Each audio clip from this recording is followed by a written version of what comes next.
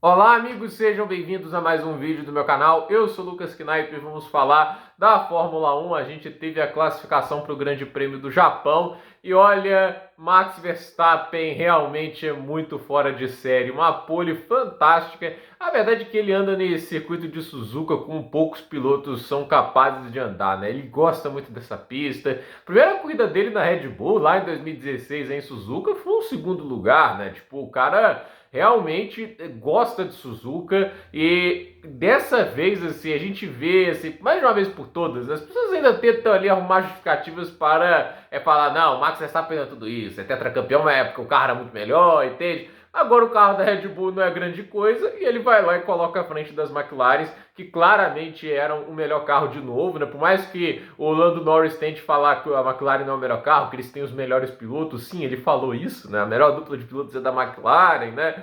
Olha, o Verstappen tira o coelho da cartola e no detalhe, né, menos de um décimo à frente do Norris e do Piastri e consegue colocar o carro à frente. Vai ganhar a corrida? Não dá para saber porque o ritmo de corrida é outra história, o desgaste de pneus. Suzuka não é fácil de ter ultrapassagem, mas verdade seja dita, é aquele negócio, né? Ele vai ter que gerenciar estratégia, desgaste de pneus. Não sei como ele vai conseguir lidar com isso contra as McLarens, mas só o fato de ele estar colocando o carro ali, né? Tipo, mostra que em algum momento da temporada ele vai se colocar na posição em que o Norris e o Piastri talvez não serão capazes de evitar que ele consiga uma vitória. Então, vamos ver. Mas antes de falar da graça de Max Verstappen na primeira posição, a gente tem que falar das graças, né? Da parte que fecha o grid, a gente teve o Q1, né? E assim, no Q1, a gente teve o Stroll saindo na última posição. Assim, pessoas tentam falar, né, do Stroll, né? Porque, não, ele tá evoluindo, ele tá andando bem nessa temporada. Gente, nas duas primeiras corridas, o GP da Austrália teve um caos muito grande. Ele se aproveitou para conseguir pontos. Legal. Senão ele foi o sexto colocado, né? Tipo, o Hülkenberg com a Sauber foi o sétimo. Então, assim, é aquele negócio, né? Eles fizeram provas geniais? Não. Eles aproveitaram a oportunidade.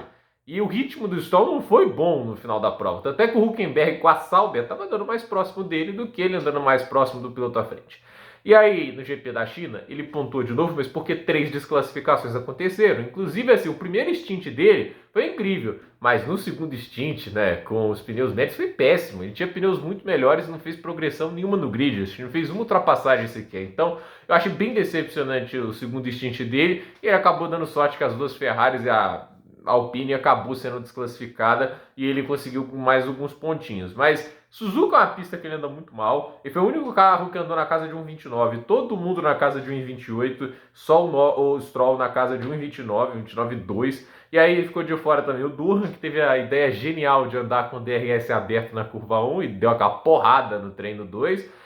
O Ocon, né, vai sofrer com o Berma esse ano, né, tipo, tem alguns momentos bem legais, a vida dele na China foi sensacional, mas essa classificação dele aí fica complicado porque o Berman foi para os 10 primeiros, né? E os dois carros da Sauber ficando de fora, o Bortoleto e o Hülkenberg, por pouco, hein, gente? Não coloca o Liam Lawson de fora no Q1. Eu entendo que, assim, né, o Lawson ele pode até se gabar de ficar à frente do Tsunoda, e ficou atrás do Hadjar. Muita gente tentou falar que o Lawson, né, ele ia fazer uma super assim, classificação com a Red Bull, porque ele conhece a Suzuka, né? Porque ele conhece o circuito do Japão, e ficou atrás do Hadjar que não conhece a pista, né? O Hadjar nunca andou em Suzuka, né? E eu acho esse negócio também extremamente, tipo, superestimado. Conhece a pista, não conhece a pista. Quem é bom, velho, anda em qualquer pista, né? Igual o Schumacher, né? É óbvio, eu tô pegando aqui talvez o melhor da história, mas chegou lá no Spa, num carro que ele nunca tinha andado, ficou meio segundo em cima do companheiro de equipe, óbvio, nos anos 90, né? E o companheiro dele era o De Cesaris, mas, assim, o fato é que, assim, o cara, quando é bom, ele vai ter a sensibilidade, ele vai entender o limite do carro muito bem e ele vai conseguir colocar uma grande volta. E o Lawson, assim, né? Ele conhece essa equipe. O carro desse ano não deve ser lá tão diferente do ano passado. Então, a classificação que ele fez que, assim, nada de especial nisso, né? E quase que sai no Q1. Seria terrível para ele sair no Q1. Ainda mais pelo aspecto de que eu disse aqui, né? Dizem que ele ia andar bem porque ele conhece a pista, porque ele andou bem na Super Fórmula. Eu acho isso aí muito superestimado. Não acho que tem um impacto de décimos, assim, essa ideia de porque ele conhece a pista, né? É uma pena aí, mas a Sauber, pelo menos assim, trouxe atualização. Você pode tentar justificar pelo aspecto de que não tá tão longe assim, né? Tipo, foram detalhes que o tiraram ali possivelmente de um Q2. mas ainda é um carro que tem que assim, consertar muitos problemas. Pelo menos não está tão atrás quanto antes, né? Dá para estar na briga, pelo menos. Aí no Q2 ficou de fora o Tsunoda, que assim, né, teve uma volta melhor no Q1 do que no Q2. E aí que a gente fala da Red Bull, gente, né? É um carro difícil de guiar. É por isso que a gente fala isso. Não é que o carro seja lento, ele é difícil de guiar. A ideia do carro ser feito para o Verstappen, engenheiro tentando falar que não é feito, mas é feito para o Verstappen. O Horner fala, a gente fala baseado no feedback dele, no que ele quer para o carro. E não está errado, gente. As pessoas têm que entender, não é que está errado você fazer um carro para o primeiro piloto, mas a maneira que a Red Bull faz torna a condição difícil para o segundo piloto. O que é o carro do Verstappen? Ele tem uma frente muito responsiva, né? A frente é muito sensível, aí o carro aponta muito para a curva e normalmente a traseira escapa, né? Quando você faz um carro muito traseiro, muito piloto tem aquele medo de sentir o pé do acelerador, porque pensa que o carro vai rodar, né? E pode acontecer isso mesmo, né?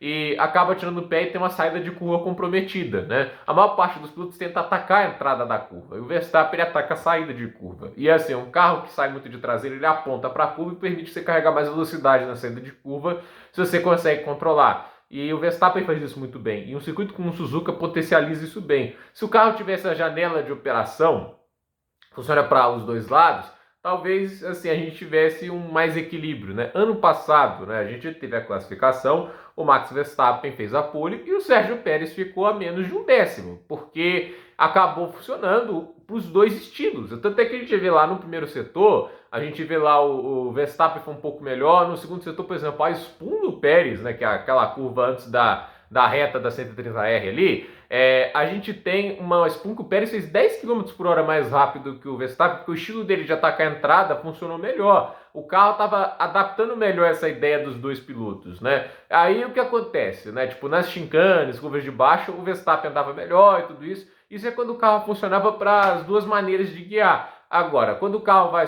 para a janela de operação que vai cada vez mais indo para o lado do Verstappen, o segundo piloto tende a sofrer. E o Tsunoda está fazendo treinos muito bons, mas chegou na hora da classificação, é tudo muito apertado, e aí tem que tirar cada detalhe, e aí ele levou meio segundo do Verstappen nessa classificação. Então, assim, vamos ficar só culpando os pilotos? Porque parecia que o Tsunoda estava muito melhor que o Lawson. Chega na classificação, ele fica atrás do próprio Lawson, que fez também um treino bem aquém, né? Tipo, 14º lugar. O Alonso ficou em 13º, com esse carrinho da Aston Martin até um milagre.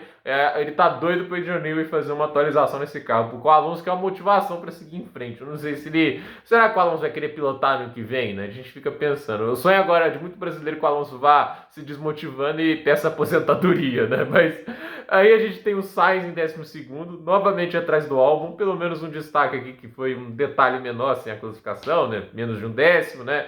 Mas ainda assim está atrás do Albon, né? 11º para o Gasly, boa classificação do piloto francês, passando para o Q3 o Albon, o Rajah, o Berman, o Antonelli, o Hamilton, o Leclerc, o Piastri, o Verstappen, o Russell e o Norris, né? E a gente tem aqui no Q3, nessa classificação, em que a gente tem o Verstappen conquistando a pole, conseguindo ficar 12 milésimos à frente do Norris, e 44 milésimos à frente do Piastri, né? Por isso que a gente fala, não é o melhor carro, mas é o melhor piloto. Ele tira o coelho da cartola. E assim, é impressionante, né? Porque o Leclerc, que é um super piloto de classificação, ficou a 3 décimos de desvantagem, né? Tipo, a McLaren, ela tá à frente, mas é aquele negócio. Os dois pilotos da McLaren sempre erram alguma coisa. O Piastri teve o melhor segundo e o melhor terceiro setor, mas errou o primeiro, né? O Norris, assim, tá com a dificuldade absurda de encaixar a volta. E eu fico assim, é muito difícil você ser um cara que apoia o Norris da maneira que ele faz as declarações. Ele quer dar a ideia de que tá lá no nível dos principais, né? Tipo, não, o carro não é tão bom assim, né? Vocês ficam assim. Sendo que ele acaba sendo muito assim, vítima do que ele mesmo fala. Porque ele que ficava falando, né, o Hamilton, quando ele ganhava tudo, a obrigação de ganhar, ele tem o melhor carro, ele tinha que ganhar tudo mesmo, né? Aí na hora que é a vez dele, né? E ele tem o melhor carro, isso é nítido, né? Ele não tá ganhando tudo e fica irritado quando as pessoas cobram, né? É assim, se a gente cobra o fato de que ele teve o mesmo número de vitórias que o Mark Webber teve em 2010, sendo que o Webber tinha concorrência de dois carros muito parelhos, a McLaren e a Ferrari, né? E ele disputou o título, mesmo tendo uma concorrência muito mais dura e mesmo com expectativas mais baixas em cima dele, né? Assim, a gente tem direito de criticar, né? Tipo, a condição dele é melhor que a condição de vários segundões, assim, como a gente fala do Pérez, como a gente fala do Barrichello, como a gente fala do Bottas, entende? Porque a equipe é dele. A equipe tá ainda muito mais perigosa, ele é o piloto britânico na equipe britânica. Porque a gente tem que pensar nisso também. Você lembrar do que a Williams fez de sacanagem com o Piquet pro Mansell ser campeão lá na Williams em 86, 87, entende? Cara, foi um negócio, assim, criminoso. O cara ter sido campeão lá, para mim, torna ainda mais grandiosa a carreira dele. Agora, o Norris está na equipe britânica, a equipe é toda dele, trabalha para ele, quase tirou a primeira vitória do Piastri só para dar a ele lá, naquela coisa tenebrosa na Hungria. E assim, o cara não corresponde, não é o fora da curva. Para mim, o Norris não é fora da curva, né? Então, mas está em segundo, tem a chance de ganhar, vamos ver o que acontece. Terceiro para o Piastri, Leclerc na quarta posição. Aí temos a Mercedes, né? O Russell em quinto e o Antonelli em sexto. Eu tenho que tirar aqui o chapéu pro George Russell, né? Que temporada incrível ele tá fazendo, né? Tá classificando bem. Para que esse carro da Mercedes né? Tipo, ele tá tirando tudo que o carro tem, né? Todo o treino livre. Ele é muito rápido de classificação e vamos ver o que ele arruma na corrida. Ele tá sempre aproveitando as oportunidades.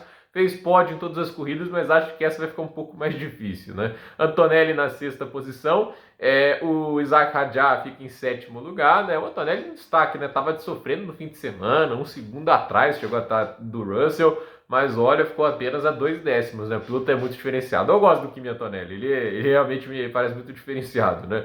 O Lewis Hamilton em oitavo, né? Não foi uma boa classificação para o Hamilton, né? Esse é o detalhe, né? 3 décimos do Leclerc. A diferença em vez de ser o quinto logo atrás da Leclerc, fica em oitavo e atrás de uma Racing Bulls, né?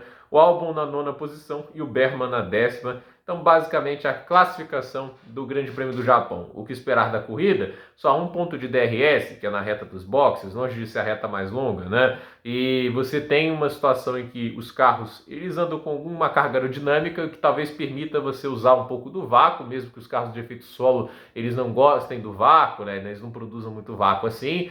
Mas, assim, eu acho que é uma pista que pode haver muito desgaste de pneus, pode trazer algumas disputas extras nesse aspecto, até porque no ano passado foi assim. Ano passado a gente teve uma corrida bacaninha por causa do desgaste de pneus e acredito que a gente possa ter algo semelhante esse ano. Talvez. Tudo depende dos pneus. Não é mais do que os carros terríveis de efeito solo, a gente depende dos pneus se desgastarem mais para termos uma corrida mais emocionante quando se trata nesse aspecto estratégico. Então, a ver o que vai acontecer. Vamos ver se Max Verstappen consegue segurar as McLarens, mas obviamente não vai vender nada de graça. O Verstappen, a gente sabe, quando é para se defender, ele usa do que pode até às vezes do que não pode para manter a vitória. Esse espírito competitivo dele vai ser bem interessante. Ele está numa situação que ele vai precisar aproveitar cada oportunidade para levar o título, como se fosse Schumacher em 2003, né? Que para mim a McLaren e a BMW, por boa parte da temporada, foram mais carro, mas o Schumacher era mais piloto e por isso levou o título. Então, gente, por esse vídeo é isso. Dúvida nos comentários, deixe seu like, se inscreva no canal, compartilhe esse vídeo e até o próximo vídeo.